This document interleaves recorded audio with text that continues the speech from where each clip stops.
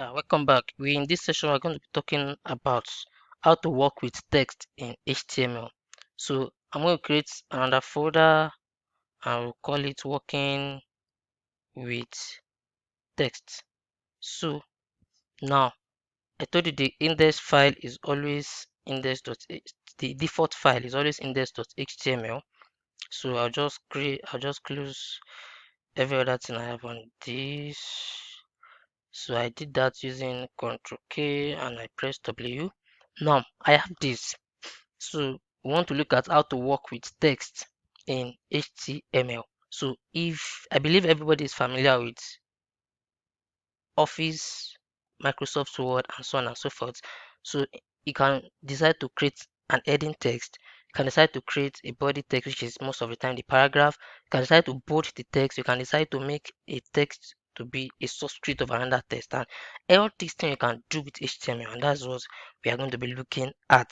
So now I said the other time that you can generate all those meta tag, meta information automatically using VS Code, and that's what we are going to be doing now. So we are going to be doing that using Mnet. So what you need to do is press Shift 1. This you're going to see on your press Shift 1. You see this Mnet abbreviation, just press Tab. It's going to generate the structure of HTML page for you, because since it's like a repetition, there's no need for us to keep typing every time we need to create a new or a fresh web page. So all you just need to do is just change this. Let me wrap it using Alt Z. So just name the title. My title is I want to work with text, working with text. Now, the first type of text that we have is the heading, the heading, heading, and that is the title of any web page. So, and we have 6 headings, and that is heading 1, heading 2, heading 3, heading 4, till you get to heading 5. So the heading 1 is the highest, or the highest level of heading, and the lowest one is heading 6. So let's see that in action. So all you just need to do is just press H1, that is tag for heading 1, which is the biggest. So let me just say heading 1. So and I save.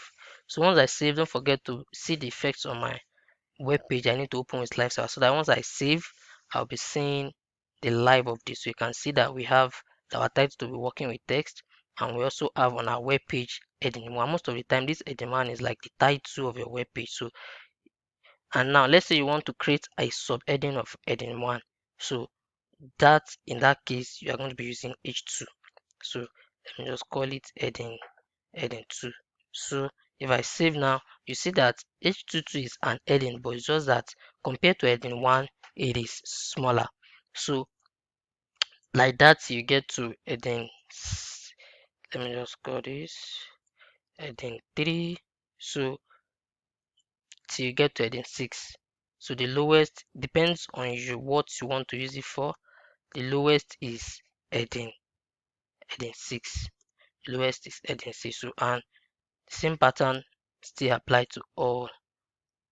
So closing tag, opening tag is H1 for heading 1, and the closing tag is H1 for heading 1. So let me just change this. This is 4, this is 5, and this is 6. So save it. You can see that the higher you go, the more the size decrease, and that is heading in HTML. So now the body. Now let's say under this heading I have a paragraph, so which is most of the time the body parts of our website. So this is is this is a paragraph, so which is the body. Just like if we have an in HTML, we even have heading, head, and we have body. So the same way, if you have defined the header, then the content of that heading should now be paragraph. So if I save this now, you see that I have this paragraph. So don't forget to create heading. Let me not put this here so that I'll be able to relate well. So to create heading, you use H1, and we have from H1 to H6. And to create body, you use P, which is the short form of paragraph. Now, other things you can do with text is that you can make your text to be bold. You can make your text to be bold using a tag called, this is a paragraph with, so you can have a nested tag. That means you can create a tag inside another tag, and that's called a nested tag. So let me say I want to make a text bold. I'm going to use the tag strong. So this is a paragraph with bold text. So if I save this now, you see that every other text in this paragraph is not bold, apart from the one that I wrapped around the strong tag. So you see that the bold text is inside strong tag to make it bold.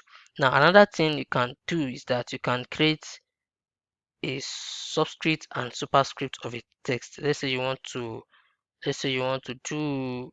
create another paragraph, and I want to do 2 raised to power 4, or let me say 1 or 2, yes, 2 raised to power 3, for example. So all I just need to do is I'll have my 2, and the 2 I will have a superscript. So I'll create a tag called super. Can I increase this a bit? Yeah, I'll create a tag called superscript in order to have, so superscript 1. So if I save this now, you see that superscript, no, not superscript, it's sub. So to create a superscript, you use sub. So that's the tag. So you can see now that 2 and the 1 is like a superscript of 1 of 2. So now you can also have a subscript. You can also have a subscript. So to create a subscript, you just use, just like superscript is sup, subscript is sub. So let's say I want to have, for example, let's say I want to have 45 to the base of 10. The base of 10. So I just need to do is sub, which is tag for subscript, which is tag for subscript. So if I save this now, if I save this, you can see that 10 is subscript of 45. So this space, if I want to clean it up, I can just erase this, just bring it here. You can see that it's now closed. 45 subscripts of uh, of 10 is a subscript of 45. Now moving forward, we have different examples, but the one that is commonly used is that, let's say you have, let me just create paragraph now. I said you can also create a tag by just pressing the name of that tag, and once VS could bring that option for you as an intelligence, just press tab.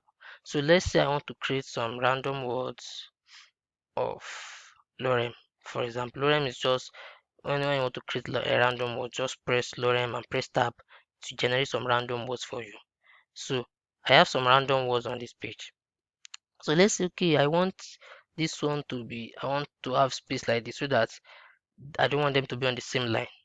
I don't want them to be on the same. So if I save now, so if I save here, okay, if printer is even formatting it for me.